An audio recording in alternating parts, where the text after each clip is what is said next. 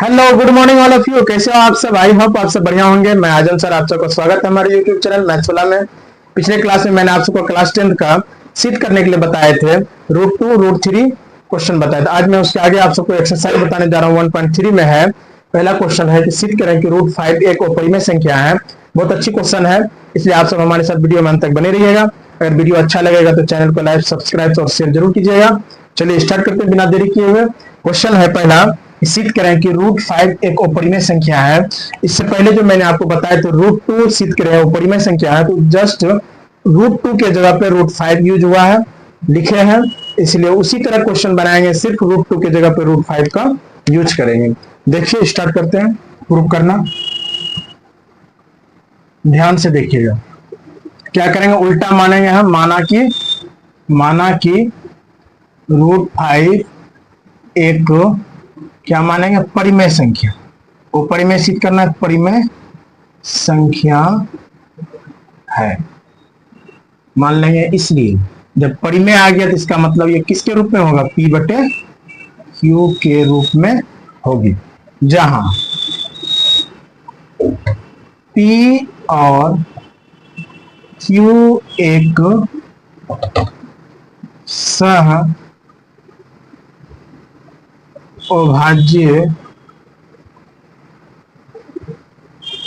अभाज्य संख्या है और Q बराबर नॉट जीरो। अर्थात सह-अभाज्य मतलब क्या हुआ, P और Q में केवल एक उभयनिष्ठ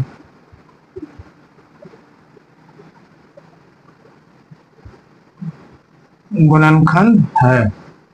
यहां तक कोई दिक्कत नहीं होगा आई थिंक। अब देखिए, अब दोनों तरफ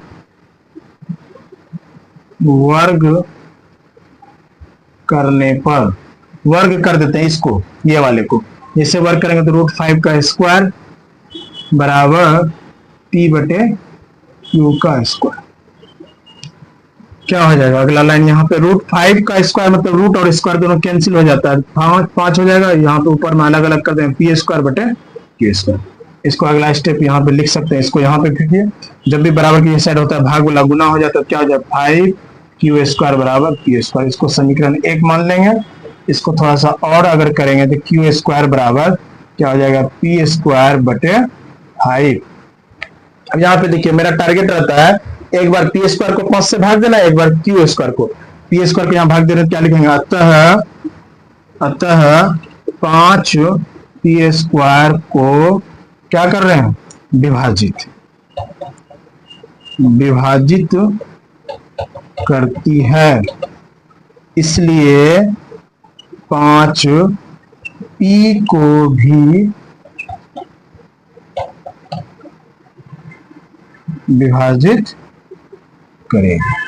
यहां तक कोई दिक्कत नहीं होगा थी। अतः अब हम जब 5P को विभाजित कर रहे हैं, इसका मतलब है कहता है अब हम P बराबर लिख सकते हैं 5R। P बराबर 5R लिख सकते हैं, P बराबर 5R लिख सकते हैं। कैसे वो भी बताते हैं। जहां R क्या है, जहां R एक पूर्णांक है। चूंकि हम जान रहे हैं कि P को 5 भाग देती है, जब 5 से भाग लेगा तो भागफल कुछ तो होगा, उसको R माने, इसलिए P बराबर 5R हुई। यहां तक आपको कोई डाउट नहीं होगा आई थिंक। हम इसको अब ऊपर में यहां पे बताते हैं। देखिए यहाँ पे समीकरण 1 है।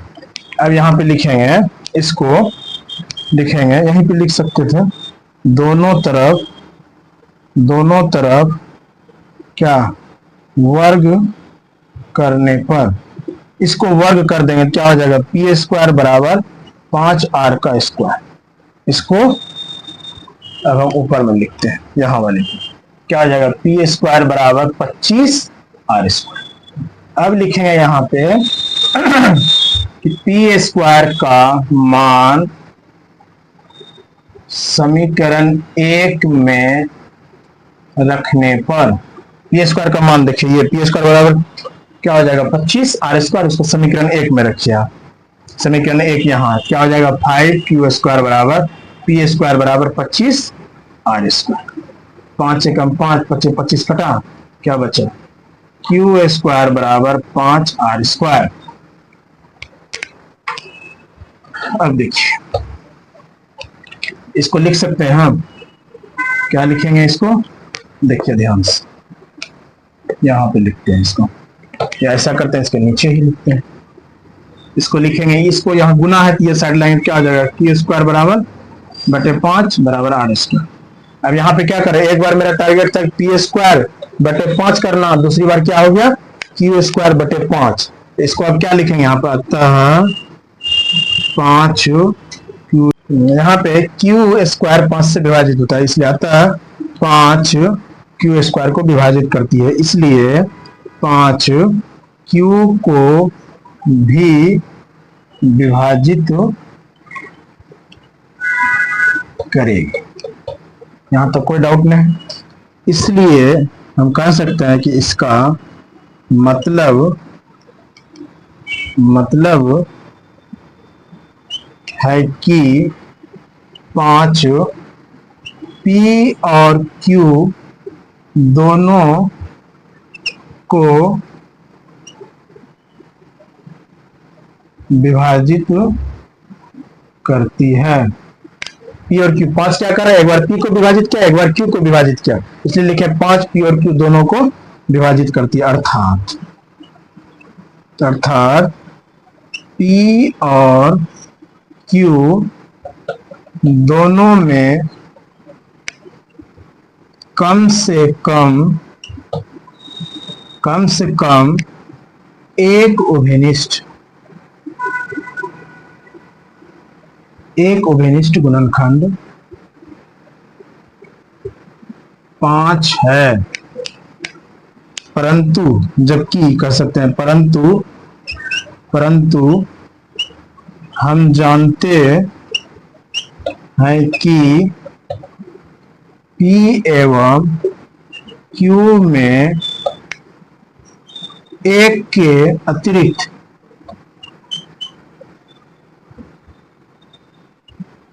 के अतिरिक्त कोई दूसरा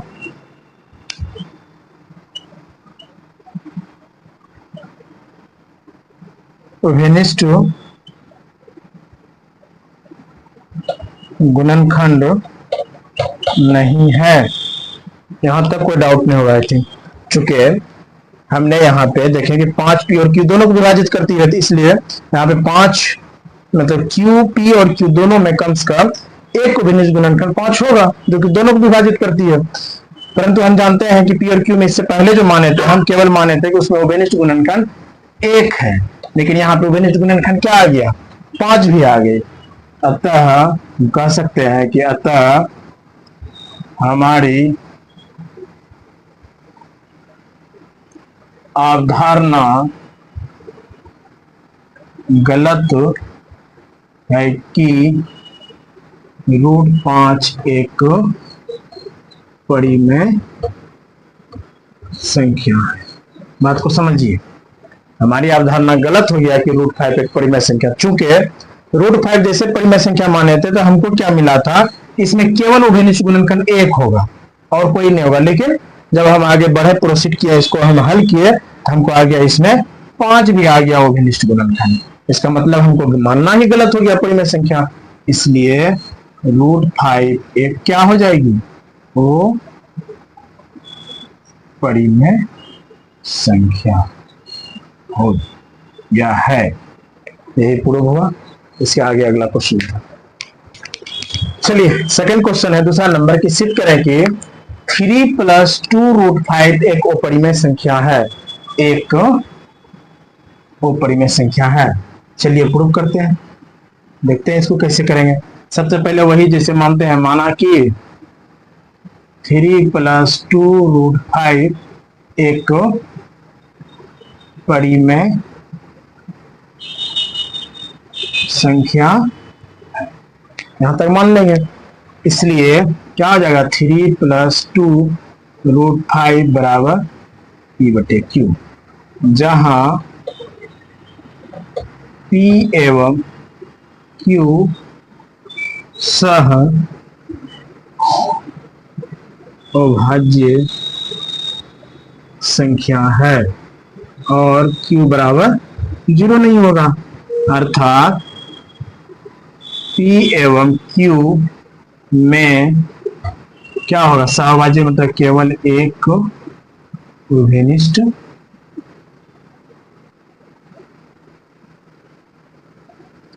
गुणनखंड होगी। यहां तक तो कोई डाउट नहीं, परिमेय है तो इस प्रकार से ऐसा होगी। अब देखिए, इसको लिख सकते हैं 3 + 2√5 बराबर P/Q, उसी को लिखे। अब देखिए यहाँ पे 2√5 बराबर, ये बराबर के ये साइड में जो प्लस रहता है, जब दाहिने साइड आता है तो माइनस हो जाता है, क्या हो जाएगा, P/Q - 3। फिर क्या लिखेंगे, √5 जो गुना रहता है इधर आती भाग हो जाती, क्या हो जाएगा, P/Q - 3/2। इसको लिख सकते हैं √5 बराबर, ये दोनों में क्या भाग है, इसका मतलब P/2Q - 3/2, ये आया, दोनों में भाग लग गया। अब देखिए, चूंकि P और Q एक क्या है, पूर्णांक है, इसलिए P/2Q - 3/2, ये हुआ कैसे, एक बार देखिए ध्यान से। यहाँ पे प्लस है, इधर लाइन माइनस हुआ, फिर यहाँ पे ये गुना था, ये साइड लाएंगे तो भाग होगा, दोनों में भाग लगेगा, यही भाग किया तो यहाँ पर हो गया P/2Q - 3/2। इसलिए इतना एक क्या हो जाएगी, परिमेय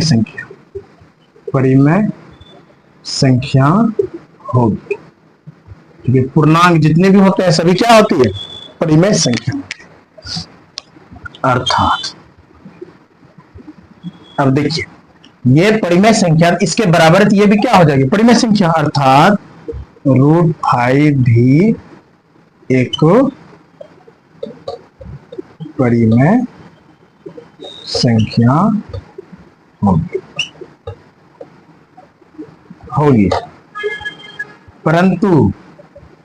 परंतु या बोल सकते हैं जबकि √5 एक अपरिमेय संख्या है, जबकि क्या है, √5 एक अपरिमेय संख्या है। अतः अपरिमेय संख्या एवं परिमेय संख्या कभी भी आपस में बराबर नहीं होती है। कभी भी हम जानते हैं, पढ़े हैं, वो परिमेय संख्या कभी भी आपस में बराबर नहीं होती है। लेकिन यहाँ पे क्या हो रहा है, आपस में बराबर हो रहा है। यहाँ पे √5 परिमेय यहाँ पे आ गया, जबकि हम जानते हैं कि √5 क्या हो, परिमेय। अर्थात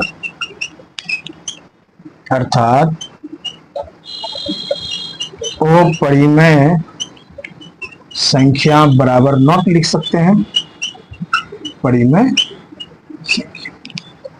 अगला लाइन इसके ऊपर बताते हैं।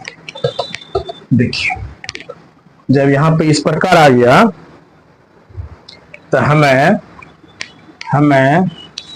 यह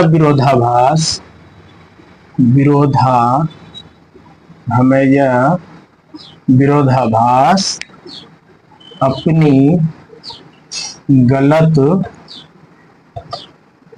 कल्पना के कारण प्राप्त हुई है कि हमें गलत कल्पना के कारण प्राप्त हुई है कि 3 + √5 एक कौन संख्या, परिमेय संख्या है। हमने जैसे ही गलत मान लिया, ये इसको गलत हमको मानना नहीं था, ये जैसे हम इसको परिमेय संख्या माने, हमको यहाँ पे मिल गया परिमेय और परिमेय संख्या दोनों बराबर आ गया। लेकिन हम जानते हैं कि परिमेय और परिमेय संख्या कभी भी आपस में बराबर नहीं होती है। ऐसा इसलिए हमको मिला, विरोधाभास प्राप्त हुई, ऐसा कंट्राडिक्शन इसलिए मिल हुआ क्योंकि यहाँ पे हम परिमेय संख्या मान लिए। अतः 3 + √5 एक कौन संख्या होगी, अपरिमेय संख्या, अपरिमेय संख्या। यही प्रूव हुआ आपका। इसके आगे अगला क्वेश्चन देखते हैं। बंद करो। चलिए, थर्ड नंबर क्वेश्चन है, सिद्ध करें कि 1/√2 एक अपरिमेय संख्या है। देखिए, इसको भी करते हैं। इससे पहले हम सिद्ध किए थे √2 एक अपरिमेय संख्या, हम पढ़ चुके हैं। अब देखते हैं 1/√2 भी एक अपरिमेय संख्या होती है। तो उसी तरह करेंगे। माना कि 1/√2 एक क्या है, परिमेय संख्या है। यानी हम क्या करेंगे, उल्टा मान लेंगे कि माना कि 1/√2 एक परिमेय संख्या। जैसे परिमेय बोले तो इसका मतलब, इसलिए 1/√2 बराबर क्या हो जाएगा, P/Q, जहां P और Q सह अभाज्य संख्या है और Q बराबर 0 नहीं है। अर्थात P और Q में केवल एक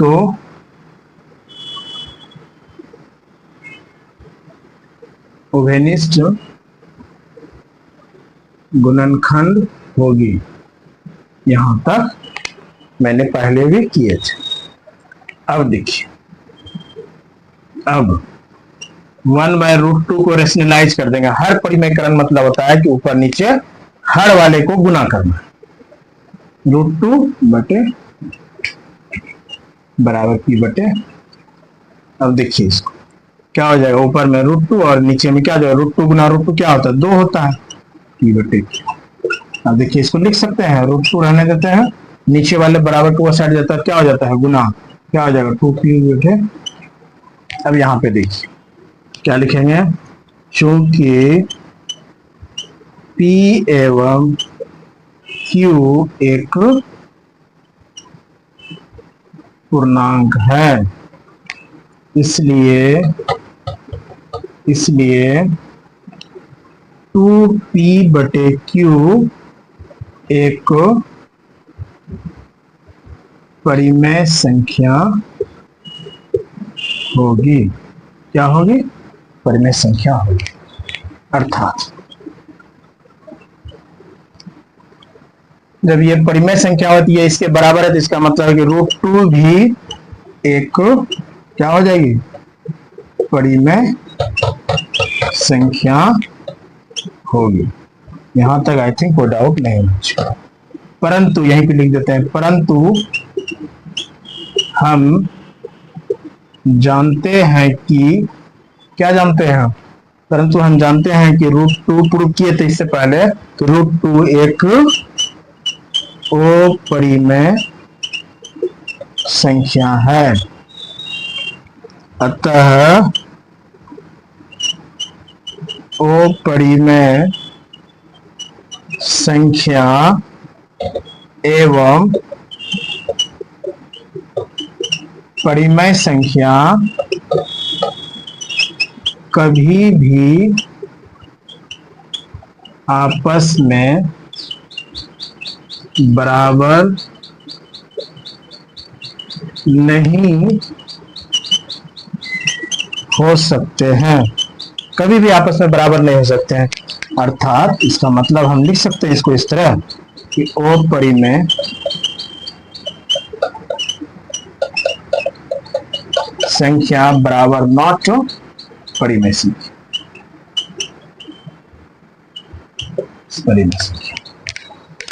इसका अच्छा, अगला लाइन यहाँ पे लिख देते हैं, जगह नीचे में नहीं है। अब हम क्या लिख सकते हैं, हमें ऐसा क्यों प्राप्त हुआ, ठीक है, हमने परिमेय संख्या माने जिसके कारण हमको आगे आके क्या मिल गया, परिमेय और परिमेय दोनों बराबर हो गया, जबकि हम जानते हैं ये दोनों कभी भी आपस में बराबर नहीं होते हैं। तो हम लिखेंगे कि हमें यह विरोधाभास मतलब तो कंट्राडिक्शन जो हुआ प्राप्त हुआ, विरोधाभास, हमें यह विरोधाभास अपनी गलत कल्पना के कारण प्राप्त हुई है कि 1/√2 एक क्या है, परिमेय संख्या। यानी हमने जैसे ही उसको माने कि 1/√2 एक परिमेय संख्या है, हमको यहाँ पे मिल गया परिमेय और परिमेय दोनों बराबर, जबकि दोनों बराबर कभी भी नहीं होती है। अतः 1/√2 एक क्या होना पड़ जाएगा, वो परिमेय संख्या ही होगी, वो परिमेय संख्या है। यही प्रूफ था। अगला क्वेश्चन देखते हैं। चलिए अगला क्वेश्चन 4 नंबर है, एक्सरसाइज 1.3 का। सिद्ध करें कि 7√5 एक अपरिमेय संख्या है। चलिए उसी तरह मानते हैं, माना कि 7√5 एक क्या है, परिमेय संख्या है।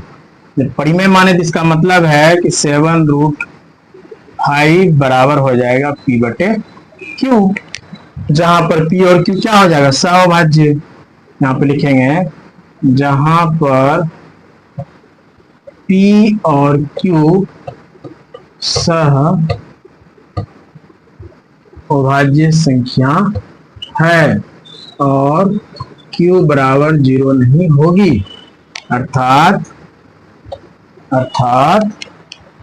P और Q में केवल एक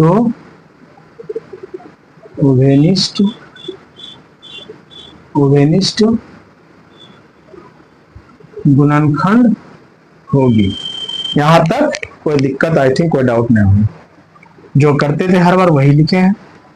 फिर आगे देखिए, 7√5 बराबर P/Q। फिर आगे लिख सकते हैं, हम जानते हैं कि जो गुना रहती है बराबर की ये साइड दाहिने साइड आएगा तो क्या हो जाएगा, भाग, P/7Q। अब देखिए, चूंकि P एवं P और Q एक पूर्णांक है, इसलिए P/7Q एक क्या हो जाएगी, परिमेय संख्या होगी। अर्थात √5 भी, चूंकि ये इसके बराबर है तो ये परिमेय, ये भी परिमेय, जब बराबर है तो अर्थात √5 भी एक परिमेय संख्या होगी। जबकि या परंतु कुछ भी लिख सकते हैं, जबकि हम जानते हैं कि, क्या जानते हैं, हम प्रूव किए हैं कि √5 एक अपरिमेय संख्या है। हम ये प्रूव कर चुके हैं कि √5 एक क्या है, अपरिमेय संख्या है। अतः अपरिमेय संख्या एवं परिमेय संख्या कभी भी आपस में बराबर नहीं हो सकते हैं, कभी बराबर नहीं होगा। अर्थात अपरिमेय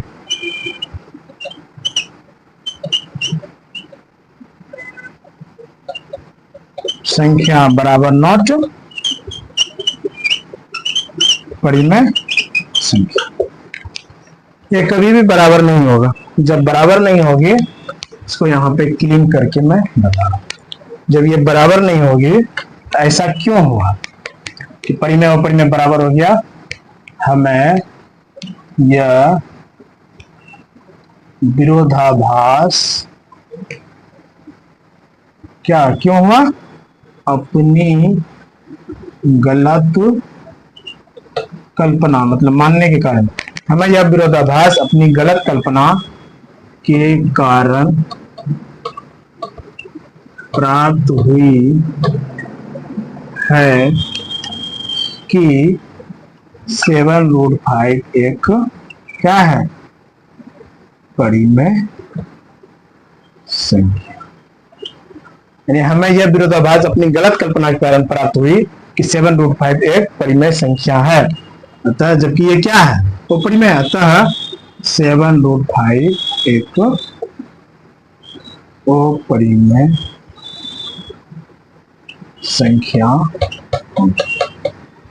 आई थिंक आपको समझ में आया होगा, कोई डाउट नहीं होगी। एक्सरसाइज 1.33 का सारे क्वेश्चन आज मैंने बता दिया। यहीं पे क्लास समाप्त करते हैं। Thank you all of you.